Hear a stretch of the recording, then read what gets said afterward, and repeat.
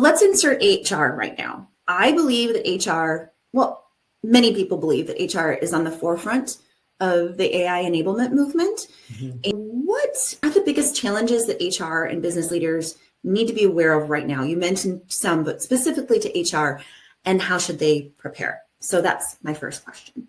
Yeah, so this is a great question. Look, AI, there's a huge opportunity in HR to use AI.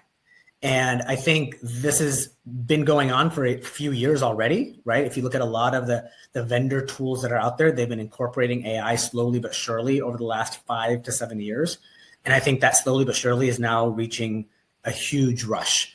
Existing companies are incorporating AI into their suite of tools, and new companies, new startups are starting as AI first startups in the HR tech vendor space. So there's a gold rush right now in terms of vendor technology in AI. So that's just point number one. Point number two, we also have a little bit of confusion around what the laws are saying. And what I mean by that is there's already existing laws in the HR space, Title VII of the Civil Rights Act around anti-discriminatory practices in AI.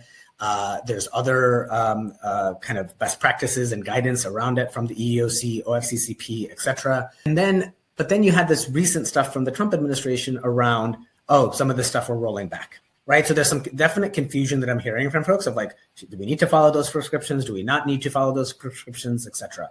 And then you layer on top of that new laws, like the New York City Local Law 144, that was focused on bias of AI systems.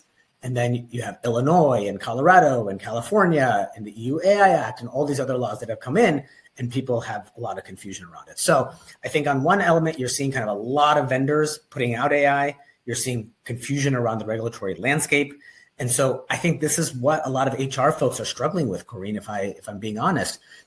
They are concerned around this. They want to use AI. They do think in their hearts, I think that there's a lot of opportunity here, to streamline things, to make things more efficient, to even improve candidate experiences. But there's this real concern around risk, compliance, and what do I do here? So that a lot of organizations are taking a risk-averse approach.